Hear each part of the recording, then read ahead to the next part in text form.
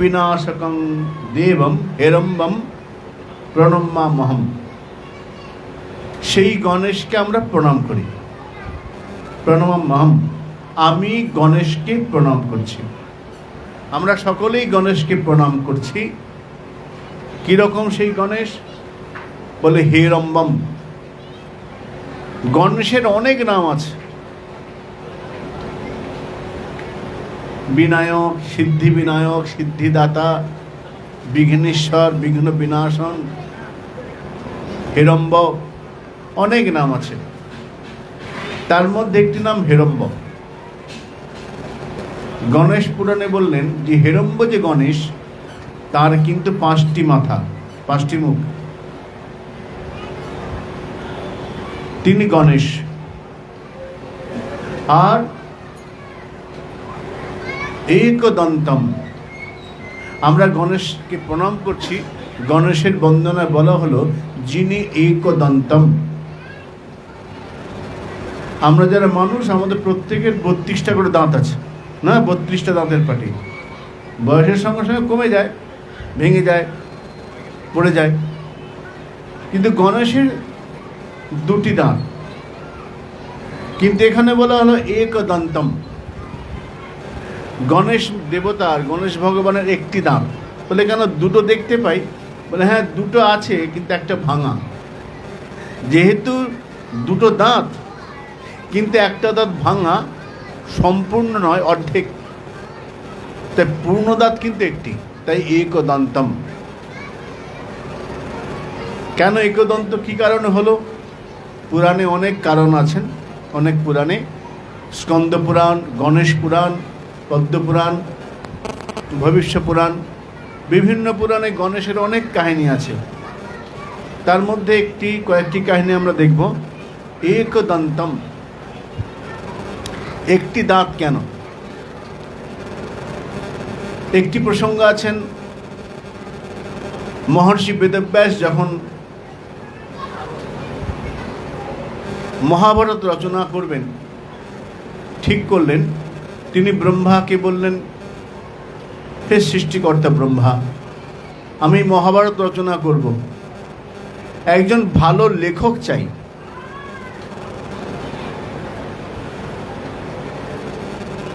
ব্রহ্মা বললেন, ভালো লেখক যদি বলতে হয়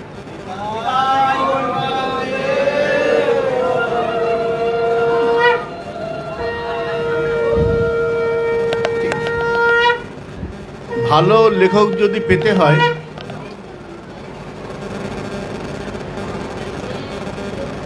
তাহলে গণেশ মহারাজ, শিবপুত্র গণেশ, যাকে হেরম্ব বলা হয়, যার একটা নাম বিঘ্নেশ্বর, বিঘ্ন বিনাশন, তিনি ভালো লেখক হবেন। তাঁর তপস্যা করো, তাকে প্রসন্ন করো। মহর্ষি বেদব্যাস তাকে প্রসন্ন করলেন। গণেশ বললেন, হে মহর্ষি বেদব্যাস, কি চাও? কেন আমার তপস্যা করছো? আমার থেকে কি চাও? কি বর চাই বলো? বেদব্যাস বললেন, হে গণেশ, হে গণাধীশ, হে গণনায়ক, আপনাকে লেখক হতে হবে। আমি মহাভারত বলে যাব, আপনি লিখবেন। গণেশ দেখলেন তো মহা সমস্যা, সব কাজ ফেলে এখন বসে বসে গ্রন্থ রচনা করতে হবে। অত্যন্ত বুদ্ধিমান গণেশ একটা বুদ্ধি বের করলেন। গণেশ বললেন, আমি লিখতে পারি মহর্ষি, আমার শর্ত হলো আমি ততক্ষণই লিখব যতক্ষণ তুমি বলবে। তোমার বলা শেষ, আমার লেখাও শেষ, আমি আর লিখব না। বেদব্যাস বুঝতে পারলেন গণেশ খুব চালাকি করছেন, বুদ্ধি রাখেন তো। যখনই তোমার কথা বন্ধ, আমার কলম বন্ধ। মহর্ষি বেদব্যাস বলে, হ্যাঁ গণেশ, ঠিক আছে, আপনি বলছেন, ঠিক আছে, আপনি ততক্ষণ লিখবেন যতক্ষণ আমি বলবো। বেশ, আমার একটা শর্ত আছে। আমার শর্ত হলো আপনি সেইগুলো লিখবেন যেগুলো আপনি বুঝবেন।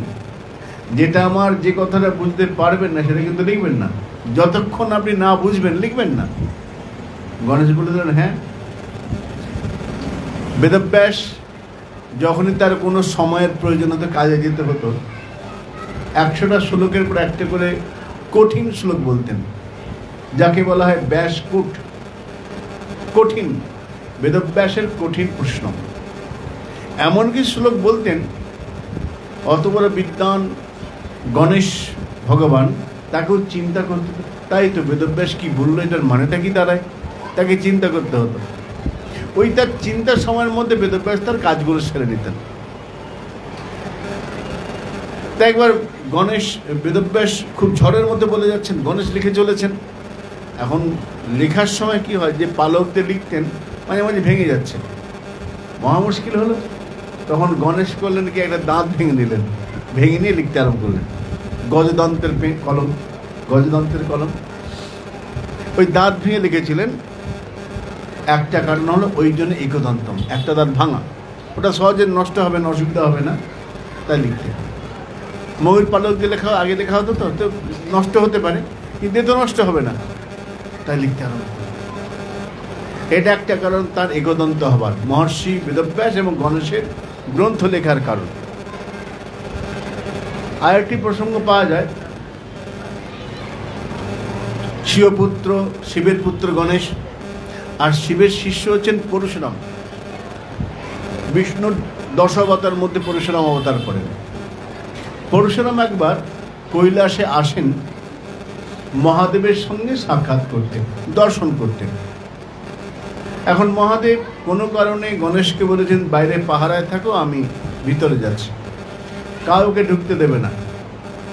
পরশুরাম হাজির, হাতের মধ্যে কুঠার লেগে রয়েছে, যে কুঠার দিয়ে তিনি 21 বার পৃথিবী নিক্ষত্রিয় করেছেন। পরশুরামের পিতাকে রাজা সহস্রবাহু কার্তবীর্যার্জুন হত্যা করেছিলেন, তাই পিতৃহত্যার প্রতিশোধ নেবার জন্যে পরশুরাম ভগবান 21 বার পৃথিবীকে নিক্ষত্রিয় করেছিলেন। সেই পরশুরাম, সেই পরশু কুঠার হাতে নিয়ে হাজির হয়েছেন কৈলাসে। কেন? পরশুরামের গুরু হচ্ছেন মহাদেব। পরশুরাম গিয়ে বলছেন, হে গণেশ ভগবান, আমাকে পথ ছাড়ুন, আমি গুরু দর্শন করতে এসেছি, আমি মহাদেবের দর্শন চাই। গণেশ বললেন, এখন তো হবে না, নিষেধ আছে। পরশুরাম বললেন, আমি শিষ্য, গুরু দর্শন করবো, কিসের নিষেধ, আমি এখন দর্শন করব। গণেশ বললেন, সবার জন্য একই নিয়ম হতে পারে শিষ্য, কিন্তু এখন তোমার দর্শন হবে না। কথা কাটাকাটি, কেন হবে না? এই কথা কাটাকাটি হতে হতে হাতাহাতি, হাতাহাতি হতে অস্ত্র নিয়ে যুদ্ধ। এখন পরশুরামের হাতে যে কুঠারটি ছিল, ওটা হচ্ছে শিবের দেওয়া, অন্য কারো কুঠার নয়, শিবের দেওয়া অস্ত্র। পরশুরাম ওই অস্ত্র ছুঁড়েছেন গণেশের দিকে, গণেশের দাঁতের মধ্যে এসে লাগলো ওই কুঠারটি। গণেশ ইচ্ছা করলে আটকাতে পারতেন, কিন্তু গণেশ জানেন এই কুঠারটা পিতার দেওয়া, যেহেতু পিতার দেওয়া, শিবের মহাদেবের বরে প্রাপ্ত, তাই পিতার দেওয়া অস্ত্রের সম্মান রক্ষা করার জন্যে তিনি ইচ্ছা করে দাঁতটা কেটে দিলেন, যাতে দাঁতটা ভেঙে যায়। এই যে গণেশের দাঁতটি ভাঙলেন পরশুরাম, এটা গণেশের পিতার প্রতি শ্রদ্ধা। এইরকম পিতৃভক্ত, পিতার আদেশে প্রাপ্ত যে অস্ত্র, সে অস্ত্রের সম্মান রক্ষার জন্যে নিজের দাঁতটাকে কাটতে স্বীকার করলেন। এই জন্য গণেশকে বলা একদন্তম। পার্বতী বেরিয়ে এলেন, অত্যন্ত রুষ্ট হলেন, কি আমার ছেলেকে মেরেছে, আমার ছেলের দাঁত ভেঙে দিয়েছে, পার্বতীর দশভুজার একদম বিশ্ব ধ্বংস করে ফেলব। তখন গণেশ এসে, এই শিব এসে বলছেন, হে পার্বতী, তুমি কার ওপর রুষ্ট হচ্ছ, কাকে মারবে? পরশুরামকে, সে তো আমার শিষ্য, আর শিষ্য পুত্রতুল্য, পুত্রই বটে। তো তোমার দুই ছেলের মধ্যে একটু কথা কাটাকাটি রাগারাগি হয়েছে, কাকে মারবে? যাকে সেই তো ক্ষতি হবে, এই দুজনেই তোমার সন্তান। তখন পার্বতী শান্ত হলেন। সেই থেকে গণেশের নাম হলো একদন্তম, একটি নাম। এবং শিব বললেন, আমি আশীর্বাদ করছি, আজ থেকে সমস্ত পূজায় আগে গণেশ পূজা হবে, অগ্রপূজ্য। গণেশের পূজা না করে কোনো কাজ হবে না, যে কোনো শুভ কাজে আগে গণেশের পূজা হয়। গণেশাদি পঞ্চদেবতা ভৌ নামা, একটা ফুল তো দিতে হবে। তাই গণেশ সেই থেকে অগ্রপূজ্য, যে কোনো পূজায় গণেশকে পূজা করতে হবে। একদন্তম। আর শরীরটা কেমন ভালো করে তাকিয়ে দেখো, অন্যান্য দেবতার কত সুন্দর ছিপছিপে চেহারা, কত সুন্দর সুঠাম, কিন্তু গণেশের শরীরটা কেমন? মহাকায়ম, বিশাল শরীর, স্থূলতনম, বিরাট শরীর। মহা মানে বিরাট, কায় মানে শরীর, যার শরীরটা বিরাট। আমরা বলি না দেবাদিদেব মহাদেব, মহাদেব মানে সমস্ত দেবতাদের মধ্যে যিনি শ্রেষ্ঠ। দেবতা অনেক আছে, সমস্ত দেবতার মধ্যে যিনি শ্রেষ্ঠ তিনি মহাদেব। আর গণেশ কেমন? মহাকায়ম, যত সুন্দর সুন্দর দেবতাদের শরীর আছে এই রকম শরীর আর কারণে, এত বিরাট শরীর, মহাকায়ম, বিরাট শরীর গণেশের। আর কি? লম্বোদরম, ভালো করে থাকে, পেটটা বেশ বড়। মহাকায়ম লম্বোদরম, পেটটা বেশ বড়। উদর মানে পেট, কিরকম? লম্বা, বেশ বড়। এত বড় পেট কেন? এরকম এত বড় পেট কোনো দেবতার নেই। গণেশের যত বড় ওই রকম কার নেই। লম্বোদরম, লম্বোদর বললে গণেশকেই বুঝতে, আর কেউ নন। লম্বোদর বলে গণেশকে বোঝা যাবে, আর কোনো দেবতার নাম লম্বোদর নয়, চেহারাও এরকম নয়। গণেশ লম্বোদরম, উদরটা বেশ বড়। কেন বড় উদর? মানে গণেশ সব হজম করতে পারেন, হজম করবার ক্ষমতা আছে। আমরা সব কথা হজম করতে পারি না। আমাকে এরকম বললো, ভিতরে কষ্ট হয়। কিন্তু গণেশ বলছেন আমাকে তাকিয়ে দেখো, আমি সব হজম করতে পারি, যে যা বলুক আমি হজম করতে পারি। তা আমাদের সংসারে থাকতে গেলে অনেক কথা কানে আসে বটে, হজম যদি না করি, ভিতরে রেখে দিই, সমস্যা হবে। গণেশ বলছেন দেখো, বড় করো, হজম করো, অভ্যাস করো, শক্তিটা বাড়বে। লম্বোদরম। গজাননম, মুখটা কেমন? হাতির মতো মুখ। গজ মানে হাতি, আনন মানে মুখ।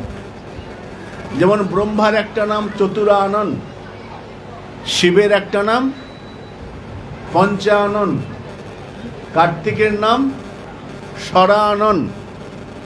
আনন মানে মুখ। শিবের 5টি মাথা, শিব পঞ্চানন। ব্রহ্মার 4টি মাথা, ব্রহ্মা চতুরানন। আর গণেশ মহারাজের গজের হাতির মতো, গজ মানে হাতি, হাতির মতো মাথা, তাই গজানন, গজাননম। তো গণেশের হাতির মতো মাথা কেন হলো? অনেক প্রসঙ্গ আছে, আমরা একটা দুটো দেখব। মা পার্বতী তিনি স্নানে যাবেন, নন্দীকে বললেন এই আমি স্নানে যাচ্ছি, কাউকে আসতে দিবি না। এই সময় মহাদেব হাজির।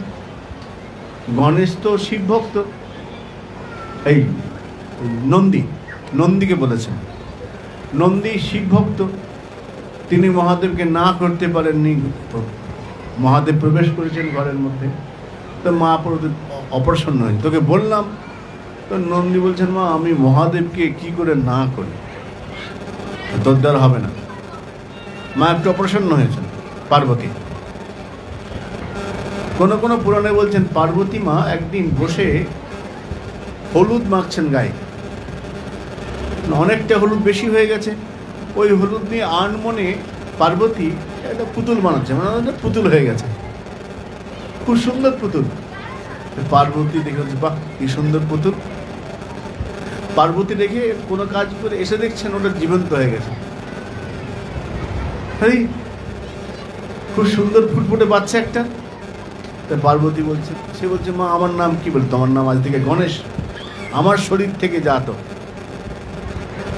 তো গণেশ কিন্তু শিবপুত্র ঠিক বলা যাবে না, কারণ পার্বতীর শরীরে যে মাখছিলেন যে হলুদ, তেল হলুদ, তার থেকে জন্ম কোনো কোনো পুরাণে বলছে। যদিও পার্বতী পুত্রায় নমঃ বলা হয় কোনো কোনো মন্ত্রে। যাই হোক, এই পুরাণে বলছেন মা দুর্গা, মা পার্বতীর শরীর থেকে জন্ম হয়েছে। তো তাকে বললেন এক কাজ কর, এই নন্দী ভৃঙ্গি আমার কথা শোনে না, ওরা শিবের ভক্ত, তো তুই আমার পুত্র, তোকে বললাম কাউকে ঢুকতে দিবি না। গণেশ খুব সুন্দর দেখতে, পাহারা দিচ্ছেন ঘরে। এই সময় মহাদেব হাজির। মহাদেব চেনেন না কে? মহাদেব দেখেননি তো, এই কে? দরজা ছাড়া ভিতরে যাব। গণেশ বলছেন আমি তো রাস্তা ছাড়বো না, আমি মায়ের ছেলে। মা বলে যে কাউকে অ্যালাউ করা যাবে না, নো অ্যালাউ, কাউকে প্রবেশ নিষেধ। শিব বলছেন জানো আমি কে? বলে যেই হও সে হও, আমি তোমাকে পথ ছাড়ছি না। যুদ্ধ শুরু হলো। গণেশের এই মহাদেবের ত্রিশূলে শিবের এই গণেশের মাথা কাটা গেল। মহাদেব শিব শুনলেন ত্রিশূলেতে গণেশের মাথা কেটে গেল। পার্বতী চিৎকার শুনে বেরিয়ে এসছেন, এসে দেখছেন গণেশের মাথা কাটা হয়েছে। খুব রেগে গেলেন, তিনি প্রায় ধ্বংস করে ফেলবেন, খুব রুষ্ট হয়েছেন। তখন শিব বলছেন রাগ করো না পার্বতী, ঠিক আছে আমি ব্যবস্থা করছি। তোমার যখন ছেলে, এই দেখতো উত্তর দিকে মাথা করে কে শুয়ে আছে। নন্দী ভেঙে গেল, গিয়ে দেখলে একটা হাতি শুয়ে আছে। হাতির মাথাটা কেটে নিয়ে এসে লাগিয়ে দেয়। গজাননম, উত্তর দিকে মাথা করে শুয়েছিল হাতিটা। ওই জন্য আমাদের প্রচলিত কথা আছে উত্তর দিকে মাথা করে শুতে নেই। কোনো কোনো সাধু বলছেন দেখেছো আমাদের সনাতন ধর্মের, ভারতবর্ষের ধর্মের কীরকম চিকিৎসা বিজ্ঞান। সার্জারি করা হলো না, কসমিক সার্জারি, এমন সার্জারি করলো অন্যের মাথা নিয়ে সার্জারি লাগিয়ে দিল, এমন লাগলো একদম সুন্দর ফিট। তো গজাননম। এখন তো প্লাস্টিক সার্জারি, কসমেটিক, কত রকম সার্জারি হয়ে গেছে। কত বছর আগে গণেশের মাথাটি সেট লাগানো হলো হাতির মাথা। তো গজাননম। যদি গণেশের দিকে ভালো করে তাকাই, ভালো করে দেখো, কানগুলো বেশ বড় বড়, হাতির কান তো, মাথাটা বেশ বড়, সবার থেকে বড় মাথা গণেশের। বড় মাথা কেন? বড় বড় চিন্তা করতে হয় তো, মাথাটা এই জন্য বড়, বড় বড় চিন্তা, ভাবনাগুলো ছোট ভাবনা নয়, সব বড় বড় ভাবনা। তাই গজাননম, বড় মাথা। কানটা দেখো কুলোর মতো বিরাট, আর হাতির কান দেখবে সারাক্ষণ নড়তে থাকে, তাই না? তার মানে গণেশ বলছেন দেখো আমার কানে ভালো মন্দ সব আসে, কিন্তু এই ভালোটাকে ঢুকতে দিই, ছোট খারাপটাকে ঢুকতে দিই না। তোমরা এক কাজ করবে, আমাকে ভালো করে শেখো। সারাদিন কানে আজে বাজে ভালো মন্দ সুখ সব আসবে, কিন্তু সেটাই তুমি নেবে যেটা তোমার প্রয়োজন, বাকিটা নেবে না। আমার এই প্রসঙ্গে দাদু প্রভুর কথা মনে পড়ে। প্রভুবাদ 180 দিন পরিবেশন, তো গঙ্গার ধারে পাঠ হচ্ছে।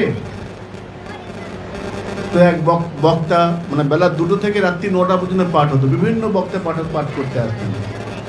তাই একদিন এক পাঠক পাঠ করতে এসে একটা প্রসঙ্গ বলেছে যেটা শ্রোতাদের কারো পছন্দ হয়নি।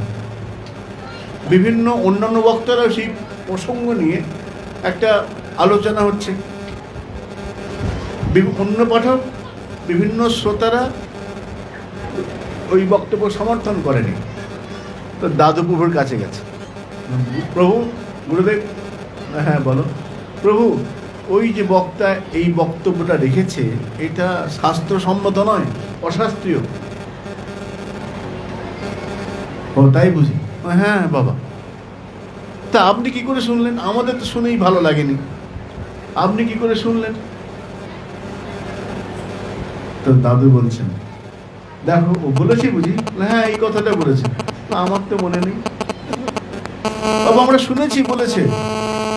তো উনি তখন হেসে উত্তর দিয়ে, শোনো আমার কানটা এমন তৈরি হয়ে গেছে না, বাজে কথাগুলো ঢোকে না, যেটা প্রয়োজন সেটা ঢোকে, বাইরে রয়ে যায়। যেমন তোমরা চা খাও তো? হ্যাঁ বাবা চা তো খাই। চা কি হয়? তোমার যেটা প্রয়োজন লিকুইডটা ভিতরে গ্লাসে পড়ে, আর যেটা প্রয়োজন বাইরে থেকে যায়। ঠিক তেমনি আমার কানটার মধ্যে ছাঁকনি লাগানো আছে, এমন কানটা তৈরি হয়েছে বাজে কথা ঢোকে না, প্রয়োজনটা ঢোকে। আমার মনেই নেই কি বলেছে। তো গণেশ বলছেন শোনো, কানটা বড়, ভালোগুলো ঢুকাবে, বাজেগুলো ঢুকতে দেবে না। কেন বাজে কথা কানে ঢুকলে পরে মনটা বিভ্রান্ত হবে, তাই বাজে কথাকে ঢুকতে দিও না। বড় বড় কান, চোখগুলো খুব ছোট না, বিশাল শরীর, বড় মাথা, কানটা বড়, চোখটা খুব ছোট গণেশের। কেন?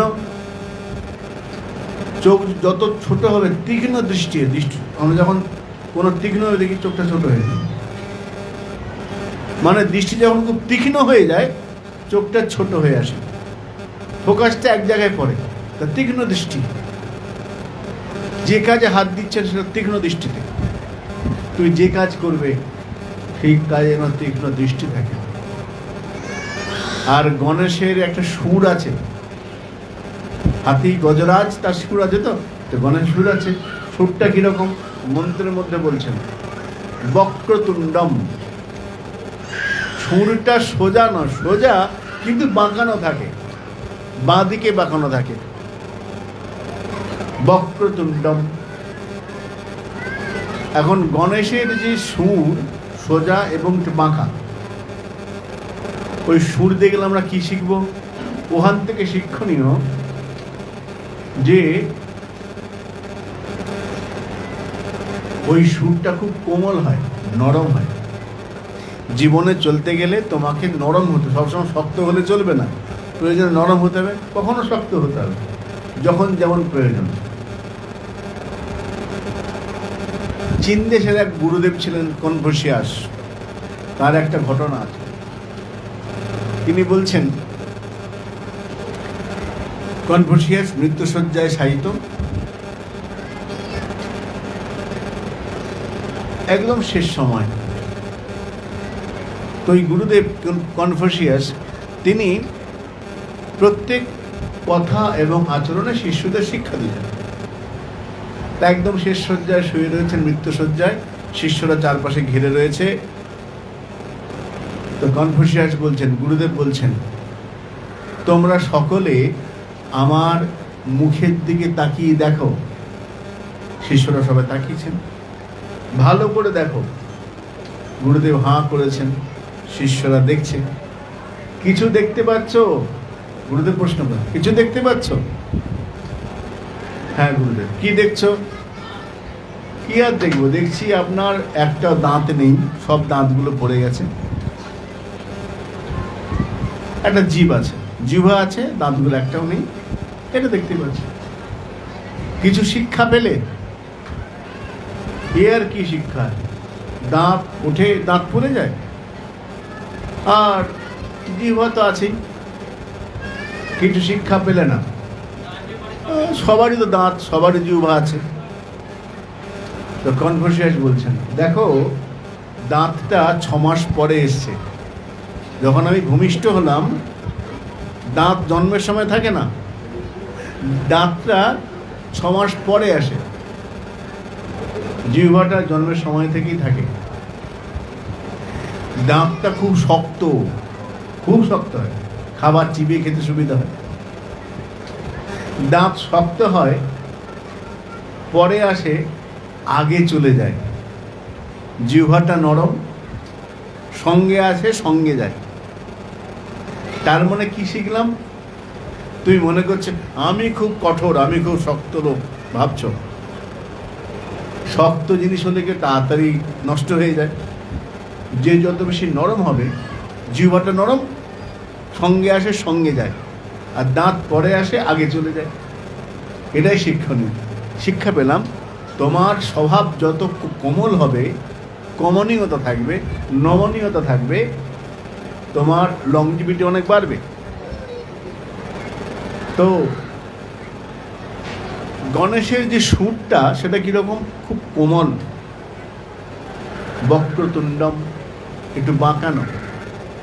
বাঁকানো কোন দিকে বলে দেখবে, হাতের বাঁ হাতের দিকে আছে সুরটা, ওখানে লাড্ডু আছে একটা, লাড্ডুর দিকে বক্রতুণ্ডম। আমাদের বাংলায় একটা কথা আছে, যদি সোজা আঙুলে ঘি না উঠে কি হয়, ভাঙা করতে হয় না, কখনো কখনো প্রয়োজন হলে করতে হবে। তো বক্রতুণ্ডম মহাকায়ম তিনি বিঘ্ন বিনাশকম দেবম। বিঘ্ন কাকে বলে? কোনো শুভ কাজ করতে গেলাম, তাতে যদি বাধা আসে, আমরা বলি ইরে শুভ কাজে বাধা পড়ল, বিঘ্ন হয়ে গেল। শুভ কাজে বিঘ্ন, বিঘ্ন মানে যে কোনো শুভ কাজ যদি বাধা পড়ে যায় সেটাকে বিঘ্ন বলে মনে করি। গণেশ এমন এক দেবতা, সমস্ত বিঘ্নকে বিনাশ করে দেন, তাই তিনি বিঘ্ন বিনাশকম। বিঘ্নকে বিনাশ করেন যে দেবতা, তাই যে কোনো শুভ কাজ করতে গেলে পুজোর আগে গণেশের পূজা করা হয়, যাতে আমার কার্যটা সুন্দর মতো হয়।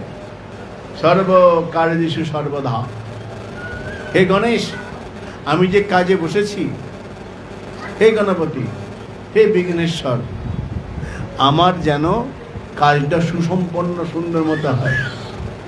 তাই গণেশকে প্রণাম করে, গণেশের প্রার্থনা করি যেন বিঘ্ন না হয়, সুন্দর মতো হয়ে যায়। বিঘ্ন বিনাশ করেন, তাই গণেশের একটা নাম বিঘ্নেশ্বর, বিঘ্ন বিনাশন, বিনায়ক, অনেক নাম গণেশ। প্রণমামহম। আর বক্রতুণ্ডম মহাকায়ম, যার সুরটা বাঁকা, বিরাট শরীর যার। আর কি রকম? সূর্য কোটি সমপ্রভম। সূর্য মানে সূর্য, প্রভা মানে সূর্যের যে জ্যোতি আলো, সেটাকে প্রভা বলা হয়। চন্দ্রপ্রভা, সূর্যপ্রভা, সূর্যের যে আলোটাকে প্রভা বলা হচ্ছে। এখন গণেশ যখন বসে আছেন, চারদিকটা কেমন দেখে মনে হচ্ছে একটা সূর্য নয়, দুটো সূর্য নয়, 1 কোটি সূর্যের যে জ্যোতি, সূর্য কোটি সমপ্রভা, 1 কোটি সূর্যের যে প্রভা জ্যোতি, সেই রকম ঘর আলো করে বসে আছে। বলে একটা সূর্যের কত তাপ, যদি 1 কোটি সূর্যের তাপ আমার ঘরে চলে আসে, অবস্থা কেমন হবে? কঠিন হয়ে যাবে না? হ্যাঁ, কঠিন তো হবেই, কিন্তু এখানে সূর্যের প্রভাটা কীরকম, ওই রকম গা গরম লাগছে এরকম নয়, এখানে প্রভা বলতে জ্যোতি, আলোকিত করবেন, ওই রকম আলো। সূর্যকোটি সমপ্রভম, তাকে বলা হচ্ছে নির্বিঘ্নম কুরুতে দেব। হে গণেশ, হে গণাধিনায়ক, হে বিনায়ক, আপনি আমার সমস্ত বিঘ্নকে বিনাশ করে দিন। নির্বিঘ্নম, কোনো বিঘ্ন যাতে না হয়। কাকে বলছেন? হে দেব। গণেশ দেব, দেব মানে দিব্যগুণ সম্পন্ন। হে গণেশ মহারাজ, আপনি এমন কৃপা করুন যেন কোনো বিঘ্ন না হয়, সমস্ত বিঘ্নকে জয় করে আমি আমার কার্যে সফল হতে পারি। এই প্রার্থনা গণেশের কাছে বলা হচ্ছে। গণেশের বুদ্ধি কেমন? অদ্ভুত বুদ্ধি। একটি প্রসঙ্গে দেখা যাচ্ছে, মা পার্বতী এবং শিব বসে আছেন, পার্বতী গলায় সুন্দর একটা হার। এখন কার্তিক গণেশ দুই ভাই খেলছেন, হঠাৎ কার্তিক আর গণেশ ছুটে এসছেন, দেখছেন মায়ের গলার হার। মা বলছেন এই হারটা আমি দেব। কে নেবে? দুজনে বলছে আমি চাই, আমি চাই, আমি চাই। কার্তিক বলছেন আমাকে দিতে হবে হারটা, মা আমাকে দাও। গণেশ বলছেন আমাকে দাও। তো পার্বতী দেখছেন দুজনেই চাইছে, হার তো একটা, দুটো দেয়া যাবে না।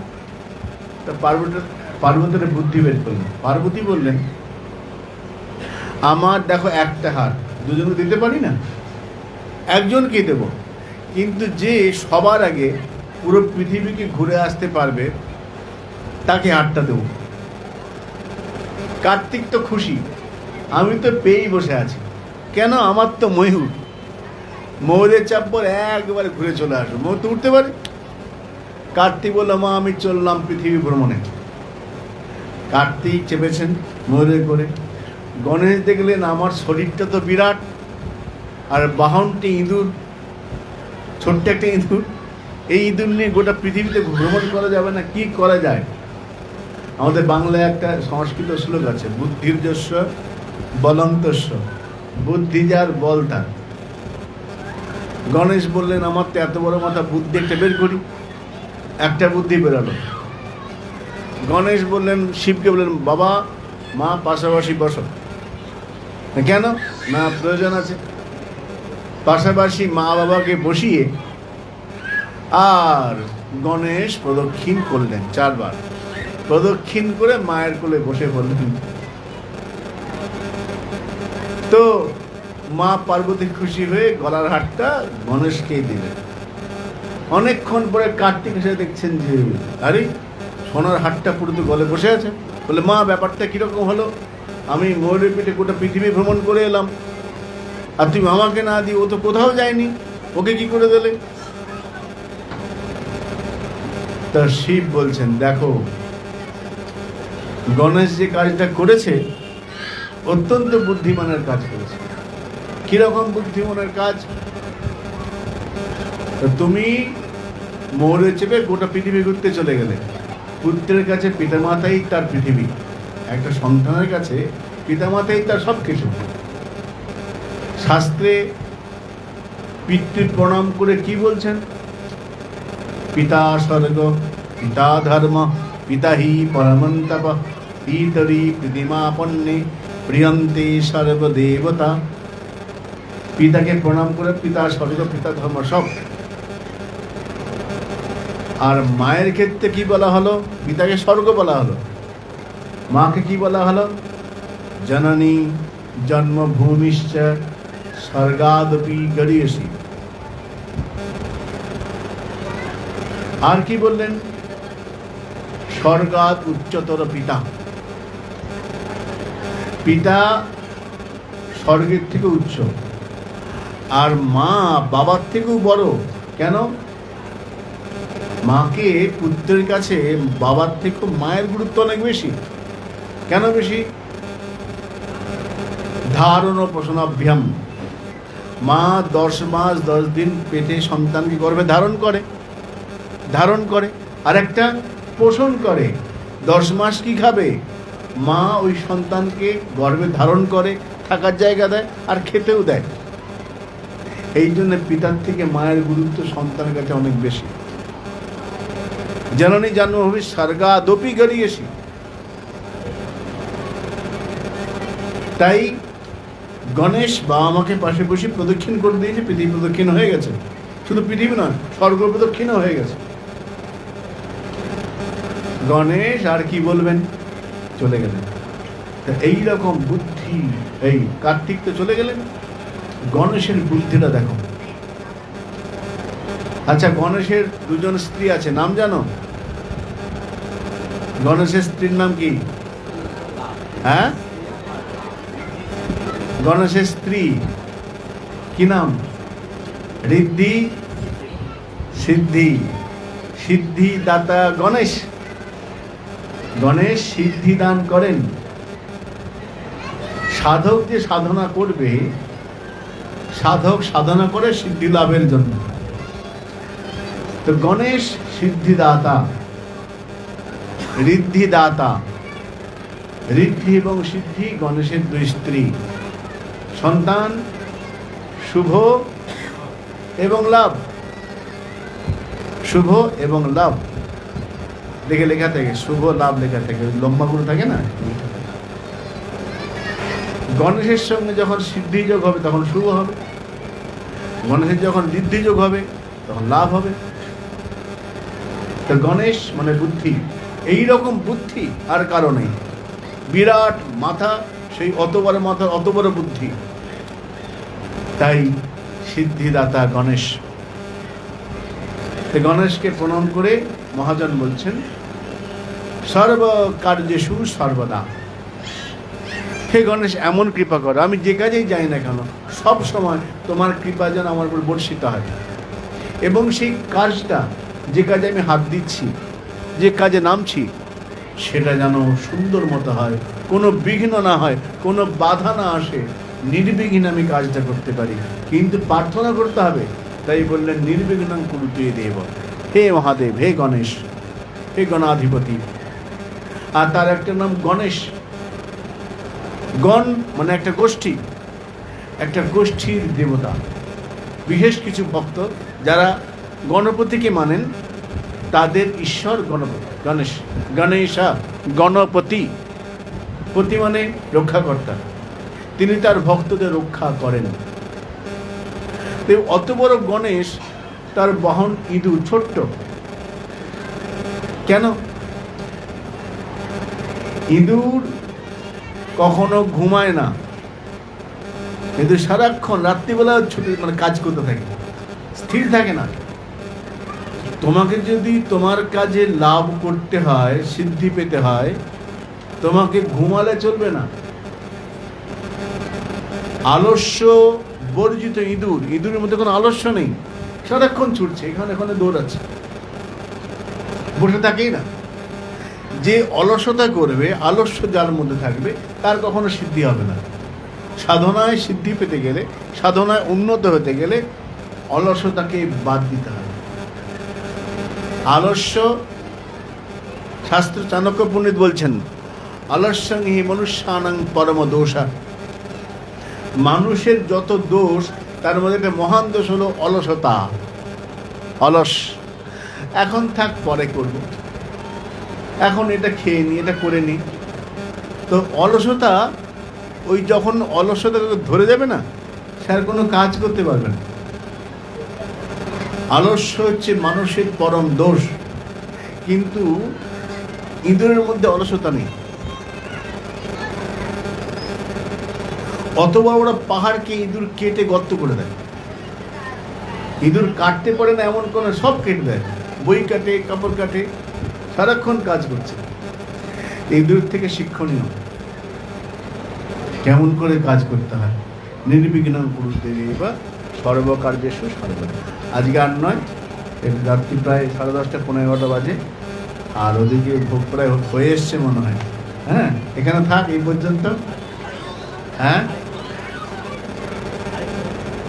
আবার কি? হ্যাঁ, কাটতে। আচ্ছা, আমাদের মধ্যে একটা প্রশ্ন আছে, অনেকেই বলে বাংলায় প্রদক কাঁচা কার্তিক, মানে কার্তিক মানে সে বিয়ে থা করেনি, এরকম ভাবনা। কিন্তু এটা আমাদের কিছুটা অজ্ঞতাই, না জানার ফল।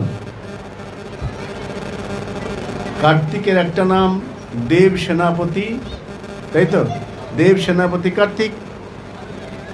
একটা অর্থ হলো কার্তিক দেবতাদের হয়ে লড়াই করেছিলেন, দেবসেনার প্রতি। দেবতার যে সৈন্য, দেবসৈন্যের প্রতি সেনাপতি তিনি, দেব সেনাপতি। ত্রিপুরাসুরকে বধ করেছিলেন। ত্রিপুরাসুর অত্যন্ত শিব ভক্ত ছিল। ত্রিপুরাসুর যখন একটা বিরাট বড় অসুর, সে বর চেয়েছিল আমার যেন শিবপুত্রের হাতে মৃত্যু হয়, কিন্তু শিবের তখন সতী দেহত্যাগ করেছেন। শিব সন্ন্যাসী হয়ে কৈলাসে বসে আছেন, একদম ধ্যানমগ্ন। ত্রিপুরাসুর ভাবলো শিব তো সাধু হয়ে গেছেন, বৈরাগী, আর সংসার করবে না, তাহলে শিবের ছেলেও হবে না, আমারও মৃত্যু হবে না।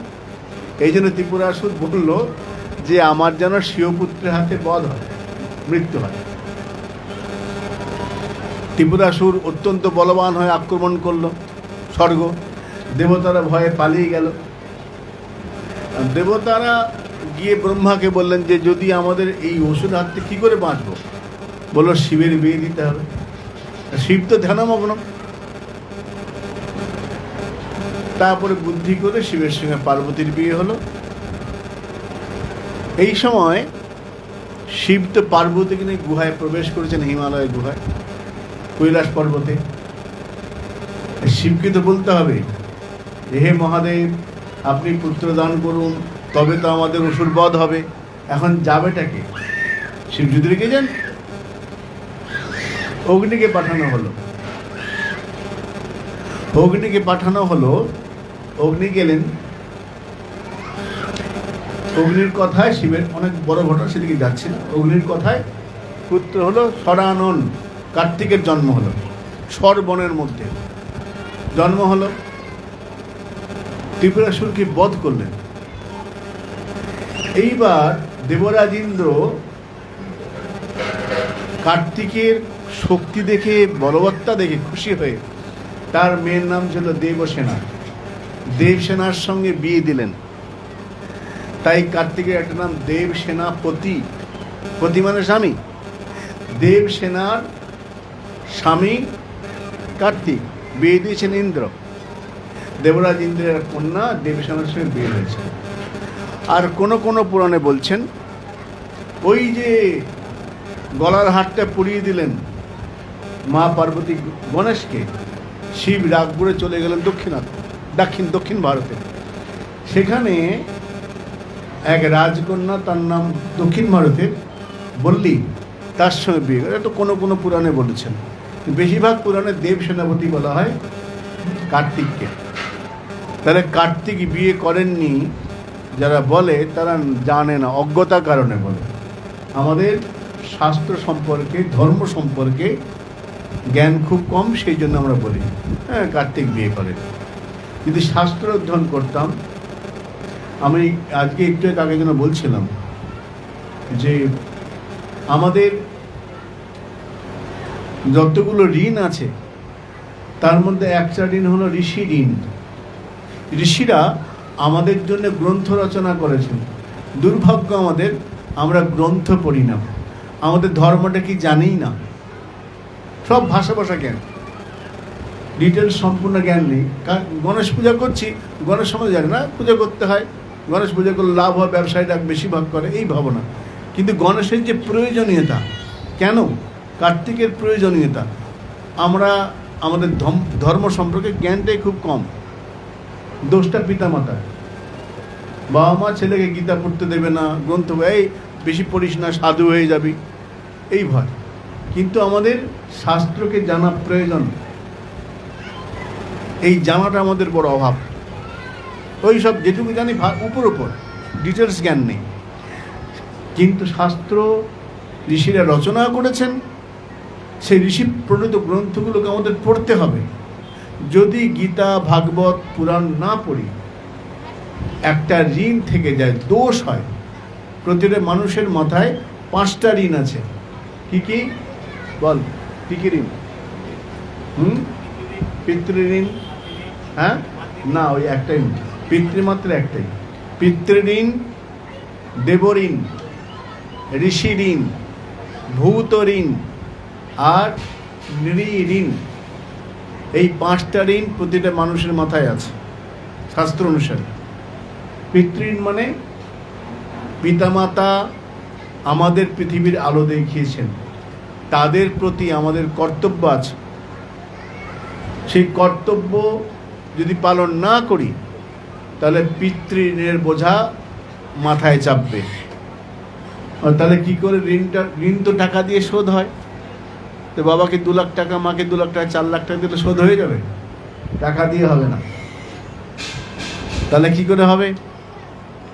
পুত্র যখন বিবাহ করবে, বিবাহ করার পরে বংশধর দেবে। যতক্ষণ বংশধরটি না দিচ্ছে, ততক্ষণ পিতৃঋণ শোধ হবে না। বিবাহ কেন করে? শাস্ত্র বলছেন পুত্রার্থে ক্রিয়াতে ভার্যা।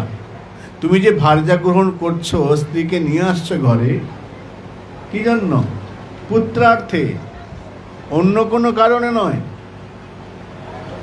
পুত্রার্থে ক্রিয়াতে ভার্যা। পুত্র কেন প্রয়োজন? পুত্র পিণ্ড প্রয়োজনম।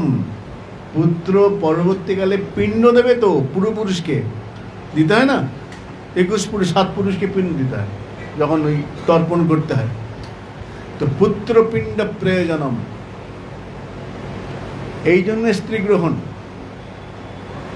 তো বিবাহ করে পুত্রদান করে বংশের ঋণ শোধ হয়, যতক্ষণ না দেবে শোধ হবে না। পিতৃঋণ, তার মধ্যে মাতৃঋণটা চলে এলো, দুটো একসঙ্গে। পিতা মাতাকে মিলে পিতৃঋণ ধরা হচ্ছে। দেবঋণ, দেবতারা ধরো এই যে আলোটা জ্বলছে তার জন্য ট্যাক্স দিতে হয়, হয় না সরকারকে? যদি না দেয় ক্যাট করে লাইন কেটে দেবে, পাখাও বন্ধ, লাইটও বন্ধ। তাহলে লাইট এবং আলোর জন্যে, পাখার জন্যে আমরা সরকারকে ট্যাক্স দিই। ভগবান দিনের বেলায় সূর্য, রাত্রিবেলায় চন্দ্র, দুটো আলোর ব্যবস্থা করে দিয়েছে। নিঃশ্বাস নিচ্ছি, বাতাস, তার ব্যবস্থা ভগবান করেছেন। আহার, বিহার, বাসস্থান সব ভগবান দিয়েছেন। তার জন্য কি করছি? সূর্য আলো দিচ্ছে, তাহলে সূর্য কিছু ঋণ হলো। চন্দ্রে আলো নিচ্ছি, ঋণ হলো। জল খাচ্ছি, বরুণ দেবতার কাছে ঋণ হলো। পৃথিবীতে থাকছি, ধরণীর কাছে ঋণ হলো। অনেক ঋণ, এই সবগুলোকে বলা হলো দেবঋণ। এই ঋণ শোধ করে কী করে হবে? যজ্ঞ, পূজা, কীর্তন, এই যে পূজা হচ্ছে, কীর্তন হচ্ছে, এসব দ্বারা ওই ঋণ শোধ হবে। দেবঋণ, পিতৃঋণ, দেবঋণ। ভূত ঋণ, গৃহপালিত পশু। ভূত মানে ভূত প্রেত নয়, পেতনি, শাকচুন্নি, রাক্ষস এসব নয়। ভূত মানে হচ্ছে সাধারণ প্রাণী, কুকুর, বিড়াল, গাভী, যেসব পশু রয়েছে গৃহপালিত, তাদেরকে আহার্য দেওয়া, এটা ভূত ঋণ। নৃঋণ, বাড়িতে অতিথি অভ্যাগত আসবে, তাদেরকে সেবা করা অতিথি ঋণ। অতিথি বাড়িতে এসে, এই রে এইবার খরচা, এই কত টাকা খরচা, এই কদিন থাকবে তার ঠিক নেই, এই খরচা হবে। এই খরচার ভয়ে যদি আমি সেবাটি না করি, কর্তব্য না করি, সেটা দোষ পড়ে যায়। এই চলে এলো আত্মীয়, এখন কদিন থাকবে, এই ভালো মন্দ খাবার খাওয়াতে হবে, এই জিনিস দিতে হবে, এই চিন্তা থেকে যে ভাবনা না করার ইচ্ছা, এটার নাম হচ্ছে অতিথি ঋণ। একনাথ স্বামীর জীবনীতে প্রসঙ্গ আছে। একনাথ স্বামীর বাড়িতে একদিন সাধু এসছে। একনাথ স্বামী মহারাষ্ট্রে। তো স্ত্রী বলছেন, সাধুতে এসেছে, তুমি নিমন্ত্রণ করে, সাধু চলেও এসছে, খাওয়াবে কি? ঘরে তো কিছু নাই, আর পয়সাও তো নাই। একনাথ বলছেন, দাঁড়াও দাঁড়াও, আচ্ছা এই ব্যবস্থা করছি, এক্ষুনি ব্যবস্থা করছি। একনাথ স্বামী, তার ঘরে একটা খাট ছিল, খাটটাকে নিয়ে চলে গেলেন। কি না, খাটটা বেচে পয়সা আনবো। খাট বিক্রি করে অতিথি সেবা হচ্ছে। তাহলে অতিথি সেবার গুরুত্বটা কেমন বুঝো? অতিথিকে নারায়ণ জ্ঞান সেবা, আমাদের সনাতন ধর্মে অতিথিকে নারায়ণ ভাবা হয়। তো এই অতিথি সেবাকে বলা হলো নৃঋণ। ভাগবতে বললেন, অতিথি বাড়িতে এলে খরচার ভয়ে যদি ভ্রুটা কুচকে যায়, চলে এসছে, যদি ভ্রু কুচকে ফেলো, কি হবে? নরকে গমন হবে। 26টা নরক আছে। কুম্ভিপাক নরকম, ওই কুম্ভিপাক নরকে যেতে হবে। অতিথিকে দেখে যদি ভ্রু কুচকায়, তাহলে এরকম হবে। সাধুকে দেখে যদি হয় ভ্রু কুচকে, এই রে সাধু হলো, বিরাট খরচা, কি পাপ হবে? গুরুদেব চলেছে, এই রে গুরুদেব ঘরে কত খরচা হয়ে যাবে, এইরকম যদি মনে হয়, তার ফল কি হবে? সাধারণ মানুষকে দেখে যদি এই ভাবনা হয়, তার যে ফল, গুরুর ক্ষেত্রে কি পাপ হবে না, ওটা অপরাধ হয়ে যাবে। আমরা বাবা পিতা প্রভু বলতেন, পাপের বাপ হলো কি? অপরাধ। পাপ তো একজনে ভোগ হয়, অপরাধ জন্ম জন্ম থাকে সঙ্গে। তাই নৃঋণ। আর এখন অতিথি মানেটা কি? ওটা একটা আমি পণ্ডিত মশাই ব্যাখ্যা শুনেছিলাম।